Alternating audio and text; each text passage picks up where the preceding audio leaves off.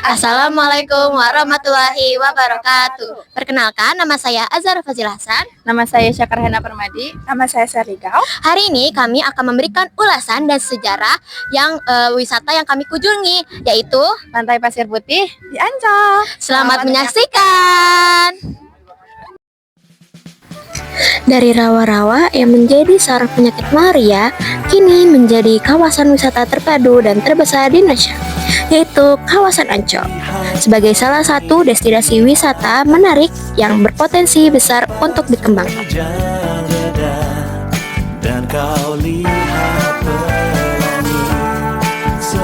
Sejarah perusahaan.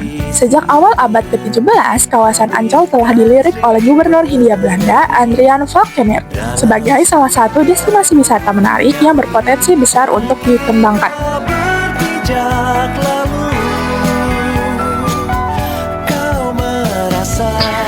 Pada masa awal kemerdekaan, pengembangan kawasan wisata Ancol terabaikan karena fokus pemerintah masih pada perang kemerdekaan.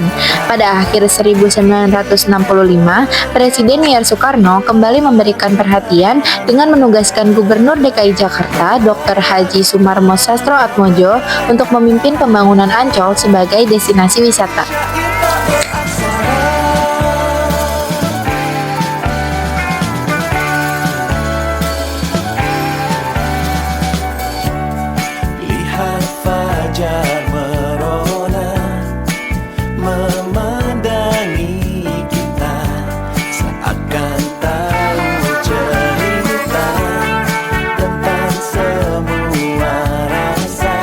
Proyek ini terus berjalan hingga 1966 dan di bawah Gubernur Ali Sadikin.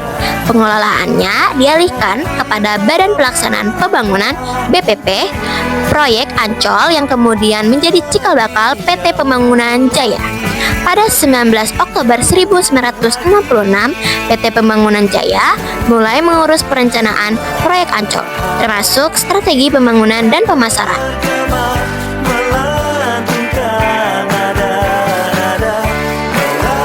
Seiring berjalannya waktu, terjadi pembenahan internal dan perubahan status badan hukum menjadi PT Pembangunan Jaya Ancol melalui Akta Perubahan pada 10 Juli 1992. Komposisi kepemilikan saham saat itu adalah 80% milik Pemda DKI Jakarta dan 20% milik PT Pembangunan Jaya.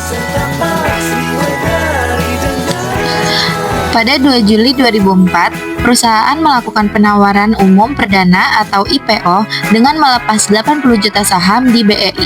Setelah IPO, Ancol resmi menjadi perusahaan terbuka dengan komposisi saham sebanyak 72% bagi Pemda DKI Jakarta, 18% milik PT Pembangunan Jaya, dan 10% dimiliki oleh publik.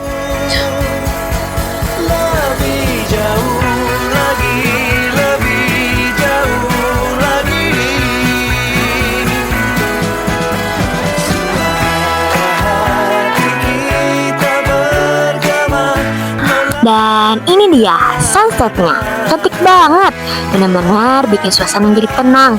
Warna langitnya orange keemasan, pantulannya di air juga bagus banget. Momen kayak gini tuh kayak ngingetin kita buat istirahat sejenak dan nikmati hidup.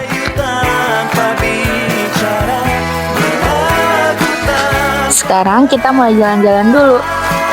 Di sini kalian bisa lihat banyak spot bagus buat foto. Pasirnya lembut dan pantainya bersih banget. Cocok buat nyantai atau sekedar rehat dari rutinitas.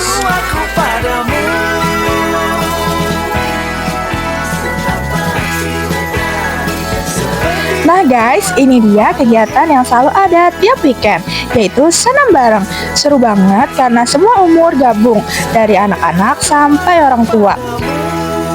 Tadi kami juga ikut sedikit, lumayan bikin badan panas dan tambah semangat. Kalau kalian kesini pas Sabtu Minggu, wajib banget kalian coba ikut.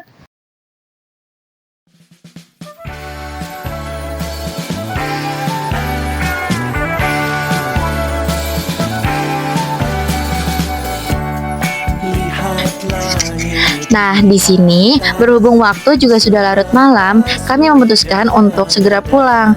Sebelum itu, kami menuju pemberhentian bus warawiri yang bisa mengantarkan kami ke seluruh destinasi di wisata Ancol ini. Nah, saat kalian menunggu bus warawiri ini, kalian bisa melihat air mancur yang spektakuler beserta musik yang mengalun indah, musik-musik yang biasa diputar di setiap destinasi wisata di Ancol.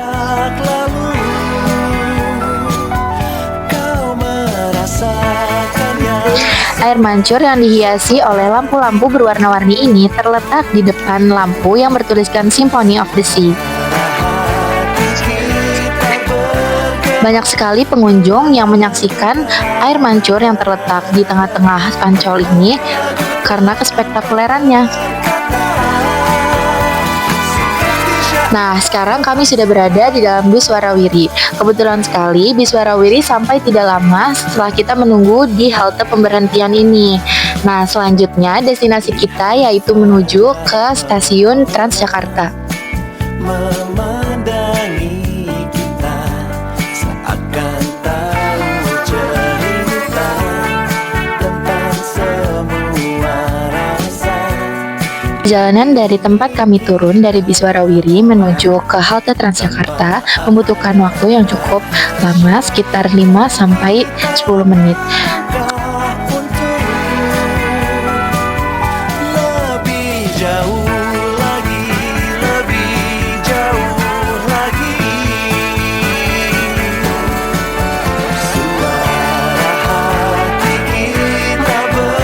Di sini kami memutuskan untuk sedikit berlari agar tidak tertinggal oleh Transjakarta yang akan berangkat selanjutnya. Tanpa berkata, seperti syair tak beraksara, setapak di taman Sriwedari, setapak Sriwedari. Sebelum memasuki Transjakarta, ada transaksi yang harus dilakukan dengan memberikan tap e-money pada pintu yang disediakan sebelum menaiki bis Transjakarta. Tarif bus Transjakarta itu sendiri berkisar antara 3.000 sampai 4.000 rupiah, murah bukan? Setelah sampai tujuan dengan bus Transjakarta, kami melanjutkan perjalanan pulang kami dengan menggunakan salah satu kendaraan umum yaitu LRT. Tarif LRT itu sendiri berkisar antara 10.000 sampai 11.000 rupiah. Tarif itu termasuk murah karena fasilitas yang disediakan oleh LRT cukup memadai. Sekian dari perjalanan kami hari ini.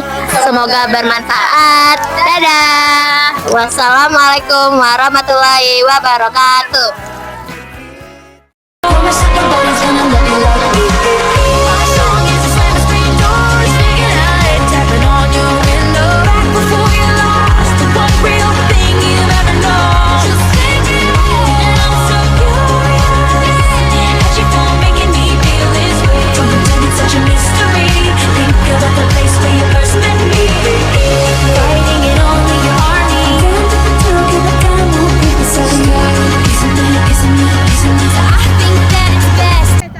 Aku tukeran sendal guys. Sendal gua. Full pasir guys. Full pasir guys. Ikutin tour guide. Ya ini tour guide kita. Ya. Ada mandi menyasar. Lihat dulu orang-orang yang lagi mandi. Jangan pornografi. Ya, ramai juga sih itu.